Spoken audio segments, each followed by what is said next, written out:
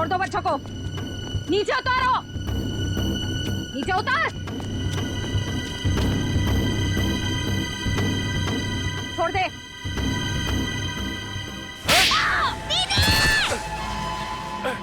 रुक! निकल जल्दी।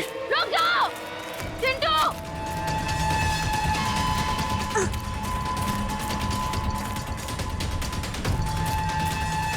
बचाओ दीदी, बचाओ, बचाओ, चुप। बचाओ दीदी, बचाओ दीदी।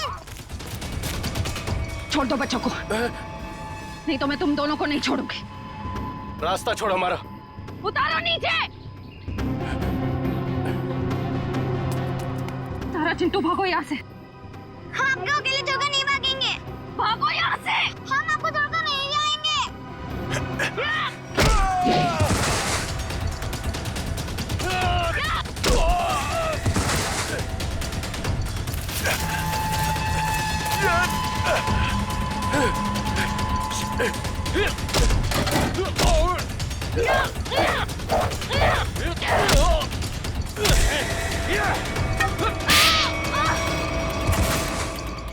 छोड़ उसको, चल यहाँ से। हाँ चल निकल, जल्दी जल्दी कर।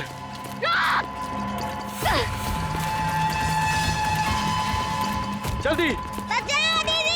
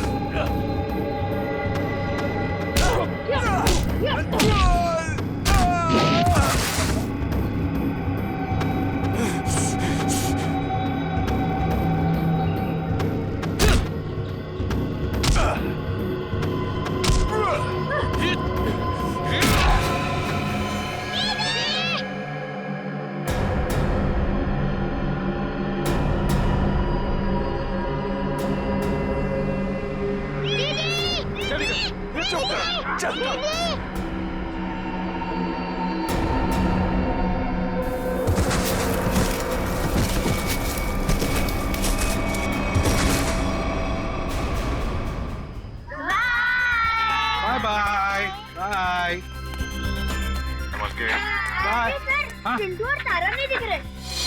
चिंटू और तारा दिख नहीं रही, कहाँ गई है? और श्रेया भी दिख नहीं रही है। सर, श्रेया मैम जंगल में बॉल ढूंढने के लिए गई हैं, लेकिन अब कहीं नजर नहीं आ रही। इतनी देर तक? काम करते हैं, जंगल में घुसते हैं। हाँ?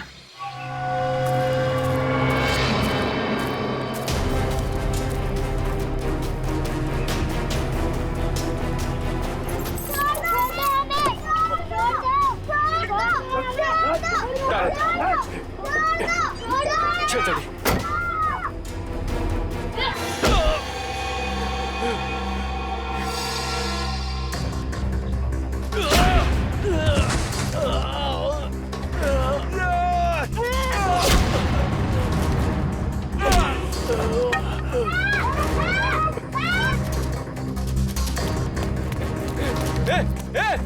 बैग बैग क्या करिए?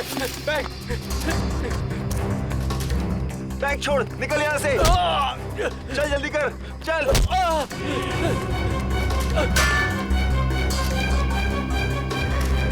जल्दी चल, चल।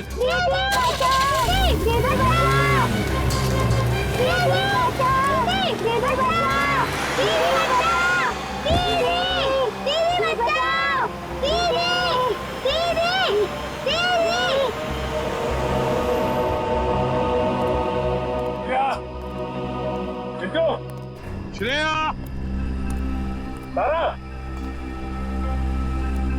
श्रेया, चिंटू, श्रेया, चिंटू, सर, हाँ, धीरे की सर। क्या सचिन? सर यहाँ पे खून की बूंदें पड़ी हुई।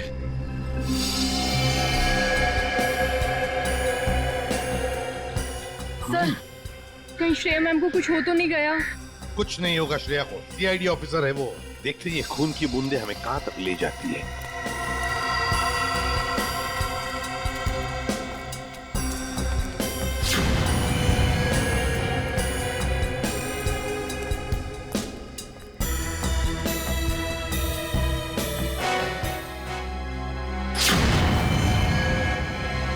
सर वो रही श्रेया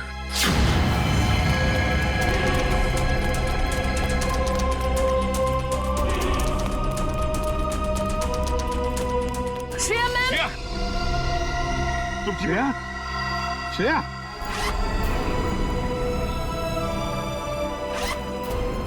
श्रेया, श्रेया?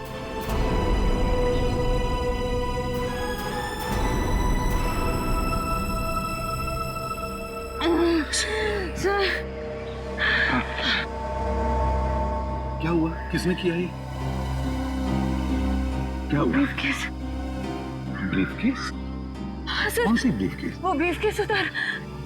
सचिन देखो जरा, जाओ। श्रेया किसने किया ये? बच्चे कहाँ हैं? कहाँ है बच्चे? सर वो तारा और चिंटू को दो गुंडे उठाकर लेकर गए थे। तुमने देखा उनको? चेहरे देखे उनके?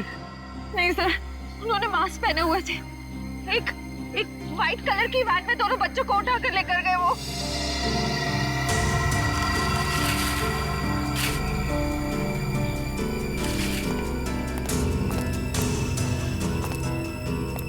अच्छा वैन का नंबर तो देखा? नहीं सर, नंबर प्लेट नहीं थी, मगर राइट साइड की टेल लाइट टूटी हुई थी सर। रेड रंग की van, right side tail light टूटी हुई थी ना। इशिता जल्दी से सारी चेक नाइट तुलना को फोन करो और इस गाड़ी के बारे में बताओ, सब कुछ डिटेल में बताओ जल्दी। हाँ सर मैं दोनों बच्चों को बचा नहीं पाई।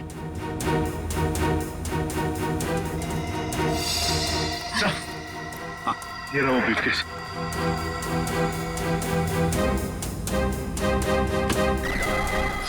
My God!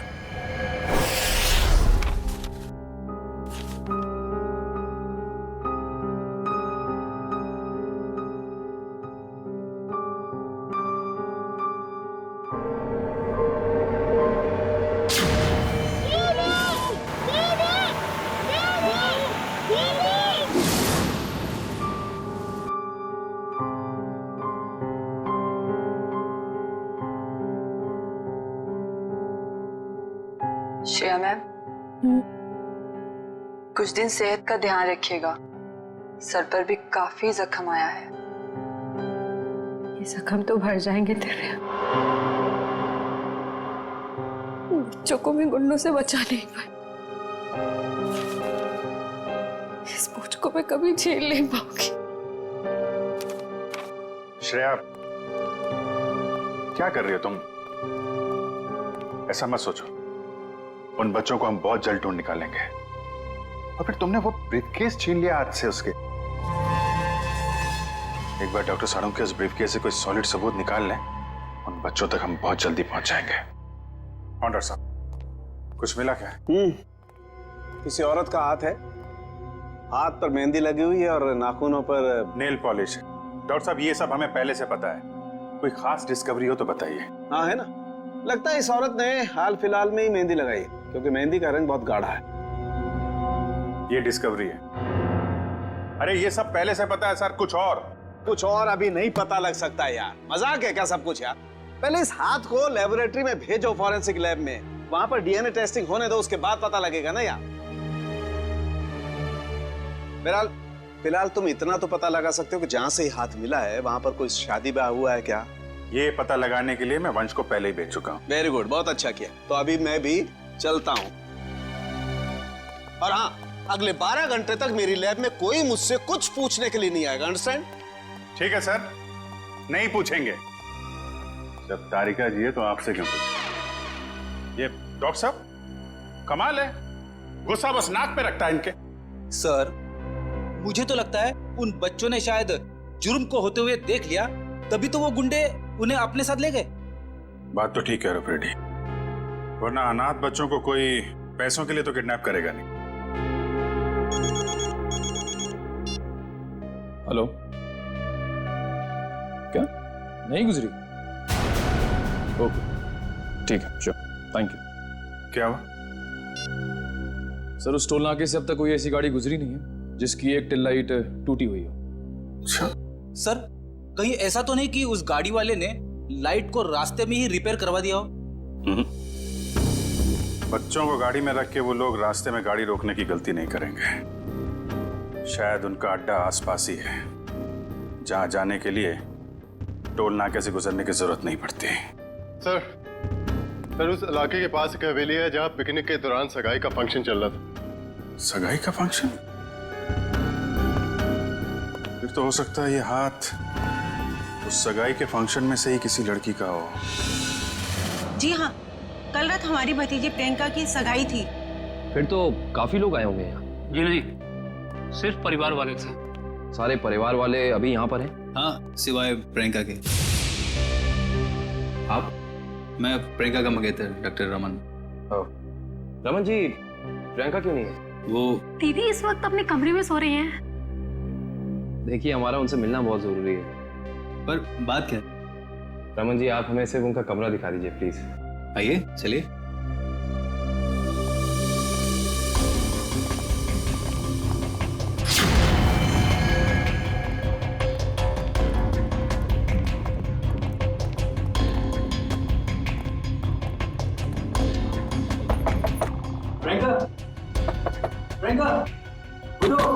प्रियंका, एक काम करिए, इस कमरे की डुप्लीकेट चाबी लेकर आइए। प्रियंका रोज इतनी देर तक सोती है? दोपहर का 1 बज रहा है। नहीं, वैसे तो जल्दी उठ जाती है, शायद सगाई की थकावट होगी इसलिए नहीं उठी है वो।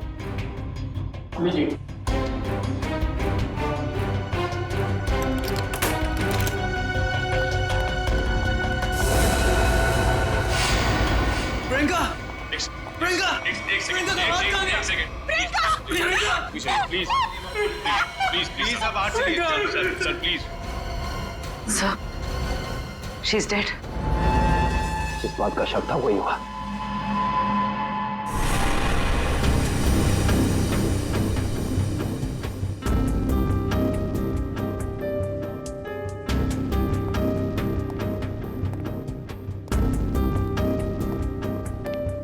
सर, खून सिर्फ इस बेड पर है, कमरे में और कहीं नहीं।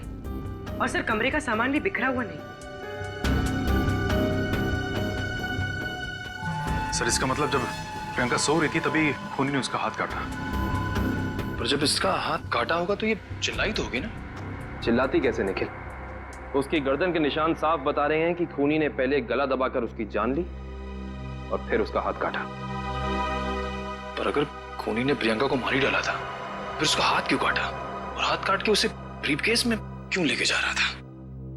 एक काम करते, इस कमरे की सही से तलाशी लेते।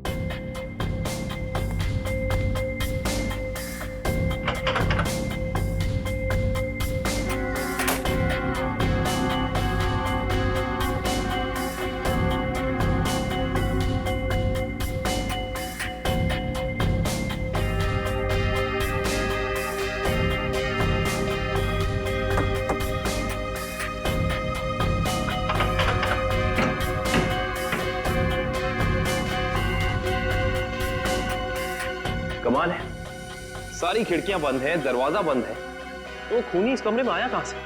हाँ, और कोई खुफिया रास्ता भी नहीं है यहाँ पर। बाथरूम की खिड़की इतनी छोटी है कि कोई इंसान उसमें से अंदर आ ही नहीं सकता। इसका मतलब खूनी जो कोई भी है वो अंदर का ही है। वो चुपचाप दबे पांव कमरे में आया, खून किया, फिर आराम से चला गया। आज ही मैंने उसे अपने क्लिनिक से कई बार फोन किया, उसने फोन पिक नहीं किया। मुझे उसी समय समझ आना चाहिए था। नियति को कौन बदल सकता है? किसी का खून होना नियति की बात नहीं, बल्कि जुर्म होता है। अब ये बताइए कि इस कमरे में सगाई के बाद प्रियंका से मिलने कौन कौन आया था?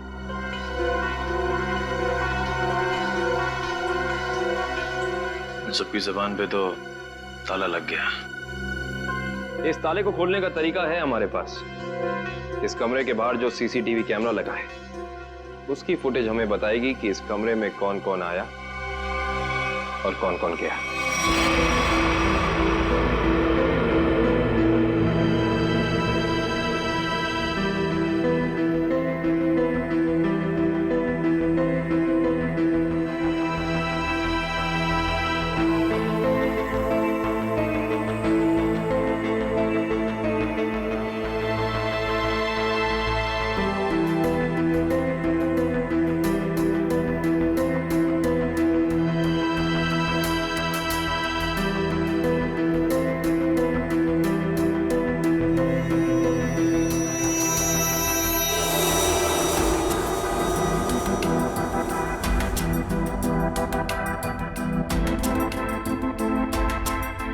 थोड़ा फॉरवर्ड करना पूरी।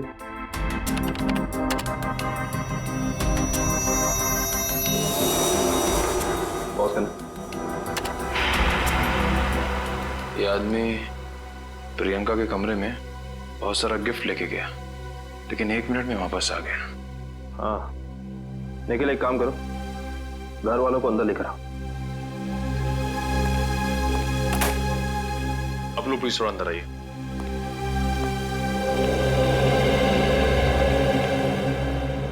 आइए। आप लोग इस आदमी को जानते हैं? ये हमारे होटल का मैनेजर है। अच्छा, पहले तो दिखा नहीं। मैनेजर को लेकर आना। Yes sir. थोड़ा फॉरवर्ड।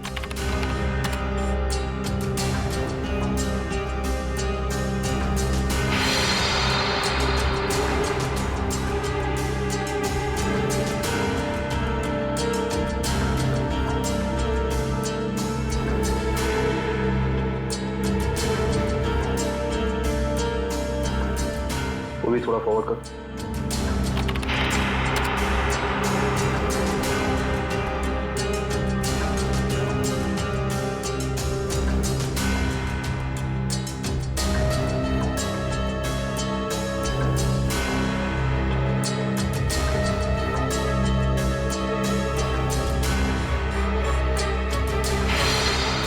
पॉज कर। बस है। सर ये लड़की 1:30 बजे कमरे के अंदर गई और 2 घंटे के बाद बाहर निकली। इस लड़की को देखा आपने? ये कौन है? इसको तो हमने पहले कभी यहाँ नहीं देखा। सगाई के फंक्शन में भी नहीं? जी नहीं, हमने कभी नहीं देखा इसे। हाँ लेकिन यहाँ के वॉचमैन ने तो जरूर देखा होगा। निखिल, वॉचमैन को बुला कर ला।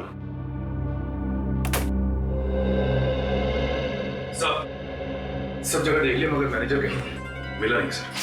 मिला नहीं? सुबह तो यही था, शायद मार्केट गया होगा सब्जी लेने के लिए। कमाल है, पहली बार सुन रहा हूँ कि इतने बड़े होटल का मैनेजर बाहर सब्जी लेने जाता है। ये इस होटल के वॉचमैन, मेरा नाम है रिंकू।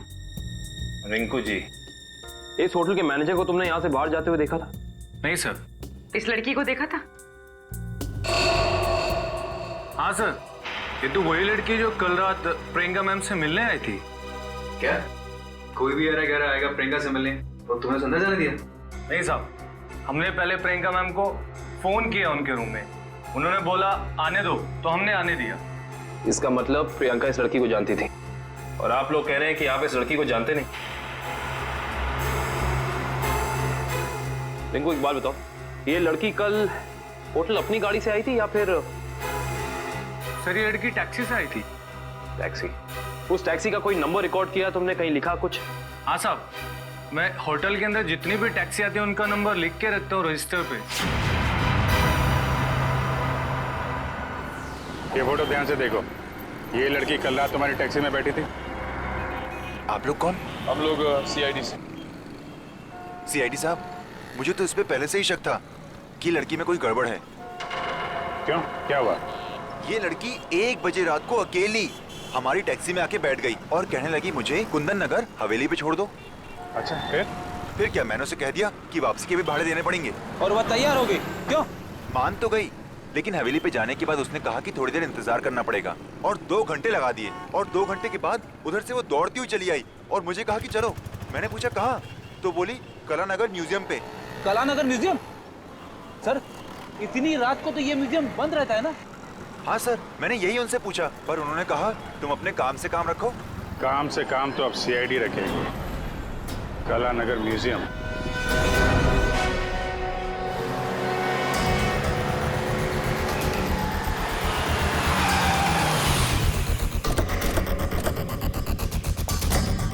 टोल नाके से पहले यही वो घना जंगल है जहाँ पे वैन छिपाई जा सकती है। हाँ सचिन, वैन यहीं कहीं होनी चाहिए, चेक करना पड़ेगा।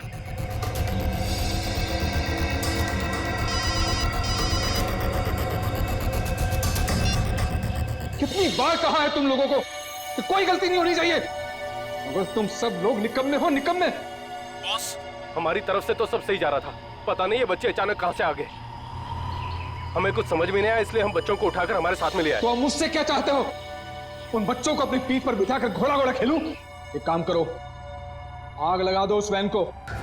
बच्चों के साथ ही ना रहेगा बांस, ना बजेगी बांसुरी। क्या बच्चों को जला दूं? सुना नहीं मैंने क्या कहा? हाँ बॉस। एक से बढ़कर एक बेवकूफ पाल रखे हैं मैंने।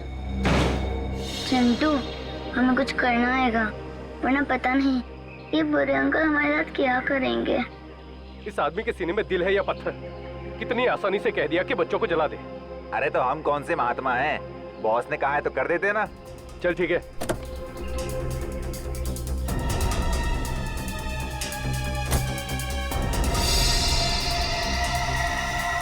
ए जल्दी करना। अरे रुकना, हलवा है क्या? कर रहा हूँ ना। ये ले पकड़। चल जल्दी से डाल।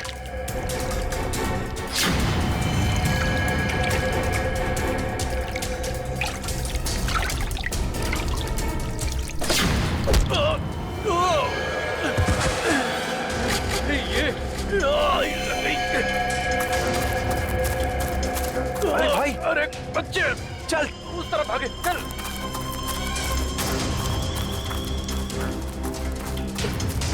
जल्दी कर, कहाँ गए?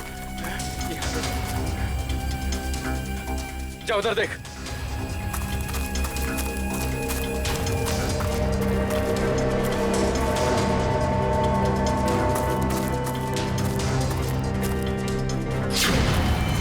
अरे वो देख, वो रहे, पकड़, चल चल चल जल्दी।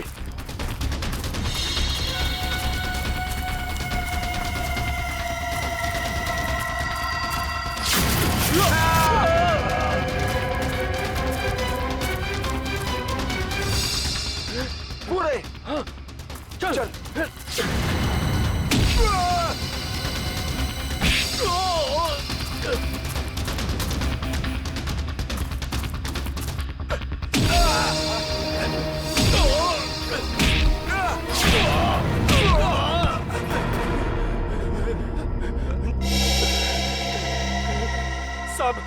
साहब हमने जो कुछ भी किया पैसे के लिए किया साहब।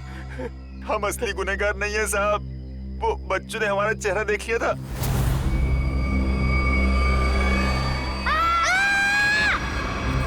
इसलिए हम उन्हें अपने साथ उठा लाए। कौन असली गुनहगार? बोल, नाम बता उसका। हमने उसका चेहरा नहीं देखा साहब, क्योंकि वो गाड़ी में आया था और पैसे देके चला गया साहब। गाड़ी में आया था तो उसका गाड़ी नंबर, मोबाइल नंबर, घर का नंबर कुछ तो याद होगा साहब। उसका मोबाइल नंबर है मेरे पास। देखो, जल्दी कर। देता हूँ साहब, ये वाला सर। है कौन ये मिस्टर एक्स? सर इस म्यूजियम में पहले आप आ चुके हैं? हाँ, एक बार आया दया के साथ। तो वैसे मुझे भी म्यूजियम में आके एंटीक चीजें देखना काफी पसंद है सर। फिलहाल हमें तो ये पता करना है कि वो लड़की इस म्यूजियम में क्या करने आई थी। सॉरी, एक मिनट। सॉरी बोला ना, गलती से धक्का लग गया। 1 मिनट।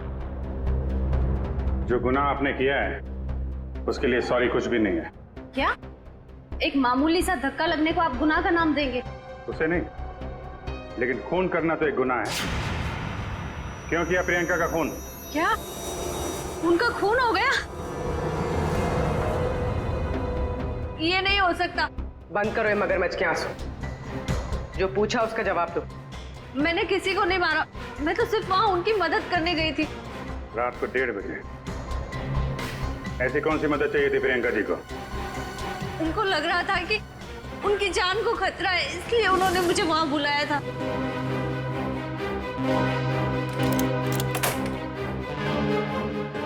थैंक गॉड तुम आ गई।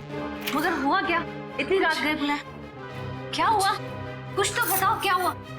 तुम इतनी टेंस क्यों नजर आ रही हो? मेरी जान को खतरा है। क्या? मगर किससे? ये सब बातें करने का बिल्कुल वक्त नहीं है। ये बताओ, जो सामान मैंने तुमसे मंगवाया था तुम लेकर आई हो, अब फटाफट मेरे लेफ्ट हैंड का प्रिंट ले लो। Do it fast.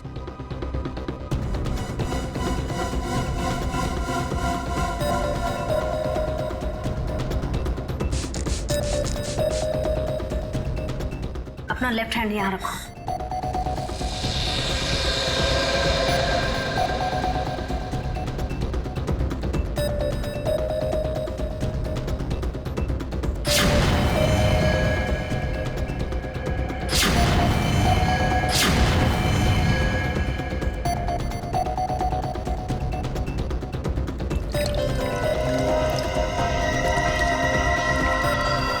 देखो, अभी तक तुमने मेरी बहुत मदद की है। मेरा एक और काम कर दोगी प्लीज? काला नगर के म्यूजियम में जाके ये हैंडप्रिंट और अंगूठी मिस्टर सुमेश को जाकर दे देना प्लीज। पर ये सब क्यों? ये सब मैं तुम्हें अभी नहीं बता सकती। तुम अभी जाकर म्यूजियम में मिस्टर सुमेश को मिलोगी। जी राजकुमारी जी। और सुनो, काम हो जाने के बाद ये अंगूठी मेरे सिवाय किसी को मत देना। अगर मुझे कुछ हो जाए तब भी नहीं, ओके?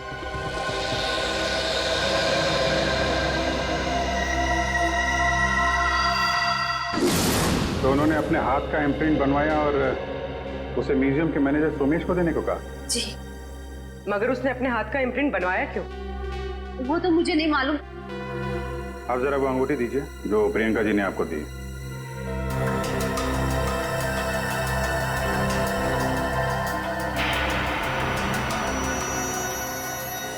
ये तो काफी अनमोल लगती है।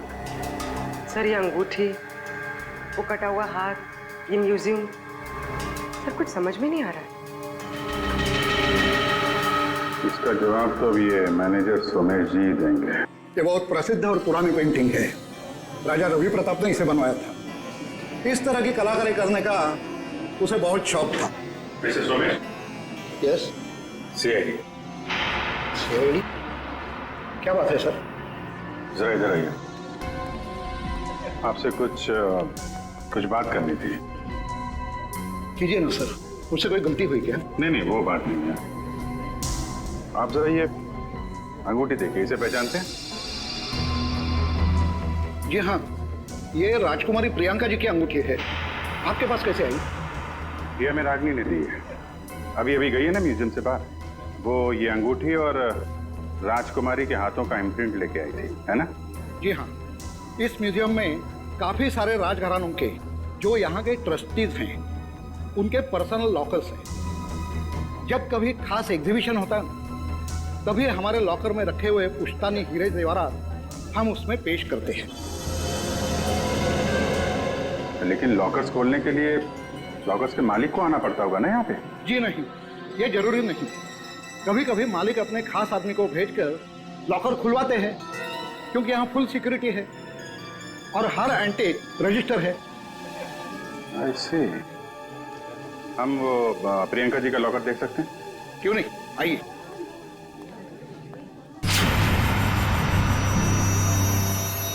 ये रहा उनका खास लॉकर। प्रियंका जी के हाथ का इम्प्रिंट इसका पासवर्ड था। सर, इसलिए प्रियंका का हाथ? क्या हुआ? नहीं, कुछ खास नहीं। आप ये बताइए, अभी इसका पासवर्ड, नया पासवर्ड क्या है? सॉरी सर, ये तो कॉन्फिडेंशियल है, मैं नहीं बता सकता। ये आपको बताना पड़ेगा क्योंकि प्रियंका का खून हो गया। और? जी हाँ। और खूनी तक पहुंचने के लिए हमारा ये जानना बहुत जरूरी है कि इस लॉकर में क्या है और प्रियंका ने अपना पासवर्ड जल्दबाजी में क्यों बदला। प्लीज आपके पास जो अंगूठी है यही नया पासवर्ड है। अंगूठी? ये पासवर्ड है? जी हाँ। अब जरा ये लॉकर खोलिए।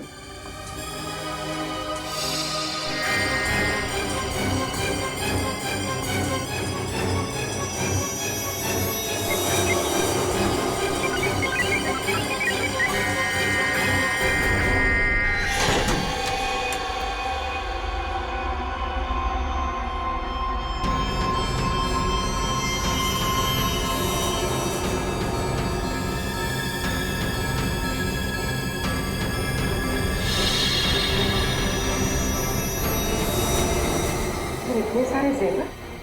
मतलब सर ये सब कुछ इसके लिए हुआ? लग तो ऐसा ही रहा है।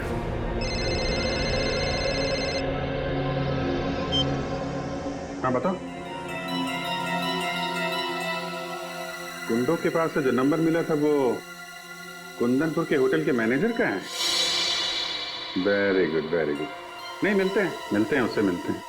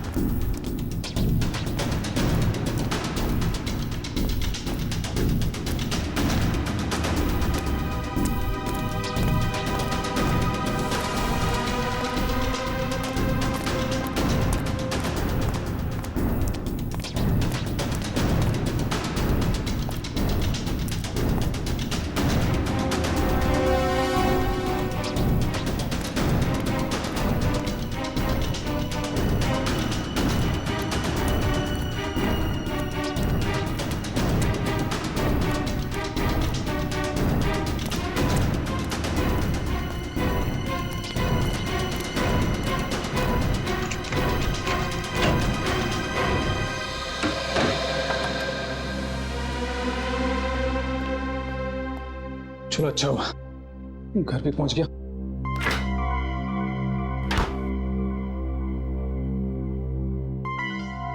किसी ने देखा भी नहीं सिवाय हमारे सीआईडी।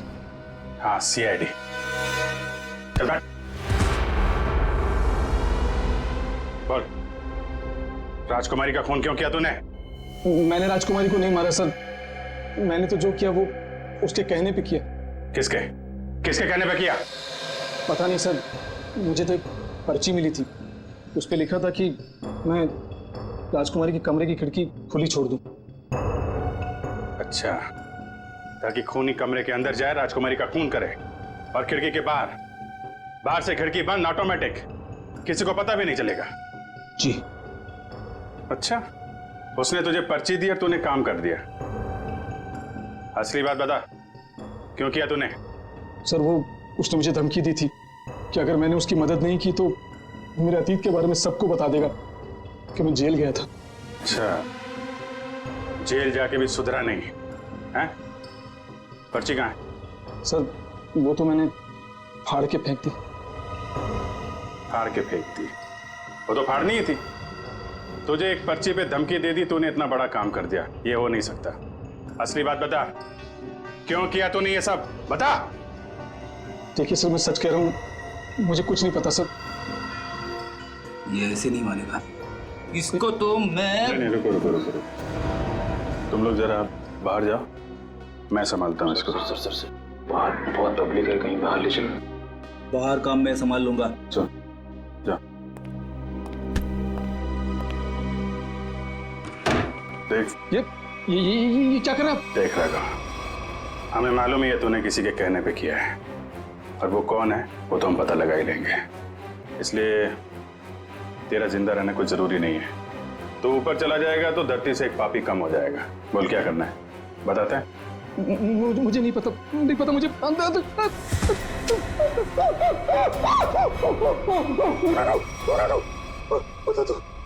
बोल। मुझे 10 लाख रुपए दिए थे उसने। 10 लाख रुपए? आजा भाई। 10 लाख रुपए का चक्कर है। चल, पैसे कहाँ हैं? पैसे दिखा। हाँ, अंदर है। निकाल। लाता हूँ। सर, नुस्खा काम आ गया।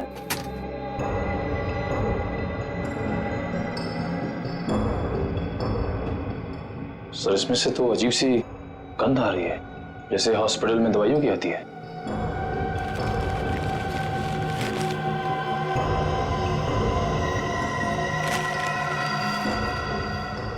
मुख में से नहीं है, अखबार में से आ रही है। एक मिनट सर, सर इस पे कुछ नंबर लिखा हुआ है। 82184। तो घर का एड्रेस लिखा है। दवाई की स्मेल और ये घर का एड्रेस। अब समझ में आया वो पर्ची दी किसने थी। कितनी बार उसे समझाया कि हमारा अभी मिलना ठीक नहीं है, लेकिन फिर भी पता नहीं वो क्यों मुझसे मिलना चाहता है। This better be important. Yes, it is important. मेरा तुमसे मिलना बहुत जरूरी, क्योंकि मुझे मेरा पैसा चाहिए अभी। कैसा पैसा? पैसा कैसा होता है अभी ये भी तुम्हें समझाना पड़ेगा। जब प्लान ही फेल हो गया तो पैसे का तो सवाल ही नहीं उठता। तुम्हारी गलतियों का खामियाजा मैं क्यों भुगतूं? प्रियंका से शादी करने के बाद वो वैसे भी करोड़पति बनने वाला था, और तुमने मुझे गलत राह पे चलाया, और इसकी सजा तुम्हें भुगतनी होगी। देखो, मैं तुम्हारा दुख समझ सकता हूं, लेकिन जब लॉटरी लगी नहीं तो इनाम बांटने का सवाल कहां से उठता है? लॉटरी तो लगी है, सीआईडी वाली। सीआईडी? और इनाम भी बहुत जबरदस्त मिलेगा अंकल जी। रमन, तुमने सीआईडी को बुलाया है? जब पार्टनरशिप की है तो जेल अकेले कैसे जाता? क्या मतलब? मतलब मैं समझाता हूं। जब हमें होटल के मैनेजर के घर से न्यूज़पेपर में इस डॉक्टर के क्लिनिक का एड्रेस मिला, तो हम समझ गए थे कि प्रियंका के मर्डर में पहला मोहरा ये डॉक्टर है। मगर हमें पता चल गया था कि इस डॉक्टर में इतनी हिम्मत नहीं कि किसी का खून कर सके। तब हमने एक प्लान बनाया।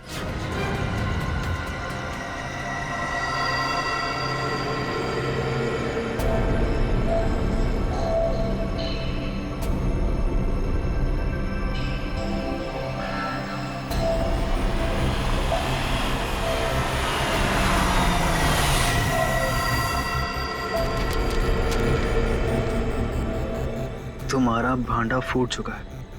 अपनी भलाई चाहते हो तो मुझसे मिलने आओ, वरना सीआईडी को सब बता दूंगा। आज तुझे अपने इस धोखे की कीमत चुकानी होगी, अपनी जान देकर।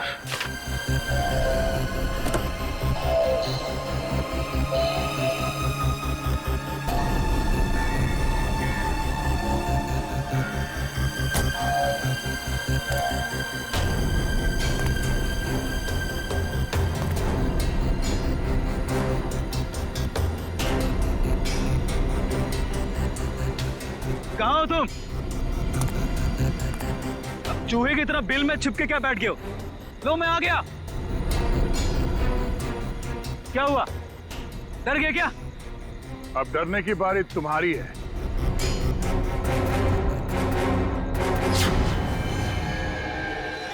तो रमन, राजकुमारी प्रियंका के होने वाले दूल्हे,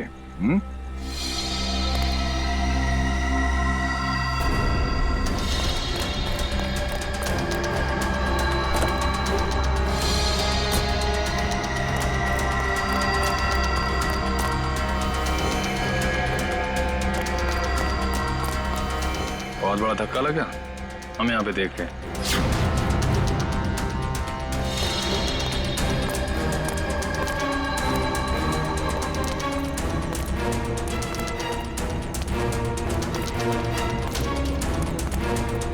ये चिट्ठी हमने ही भेजी थी।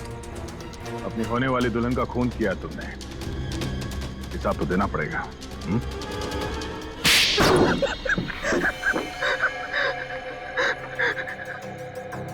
ठीक कह रहे आप लोग, हमने ये सब प्रियंका की दौलत पाने के लिए किया था।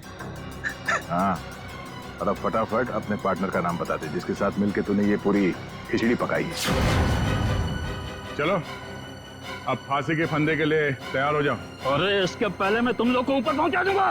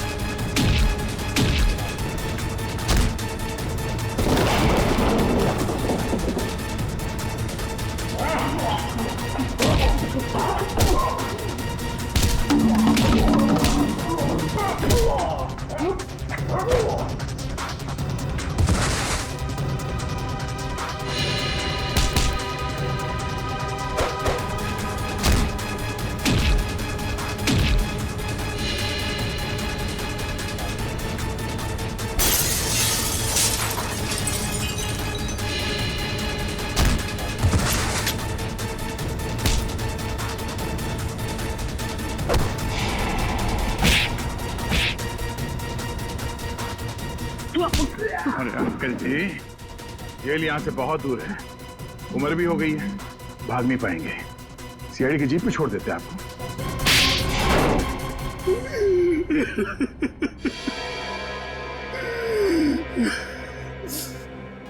कहने को तो प्रियंका मेरी भतीजी थी, लेकिन भाई साहब की मौत के बाद मैंने ही प्रियंका को पाल पोस कर बड़ा किया, एक बाप का फर्ज निभाया।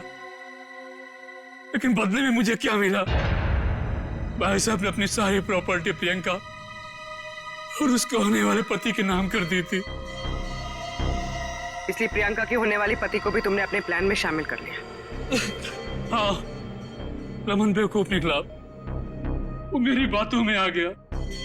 पर्दे के पीछे रहकर मैंने सारे गुनाह इसी से करवाए, गुंडों को पैसे देने से लेकर खिड़की खुले रखने और हाथ काटने तक।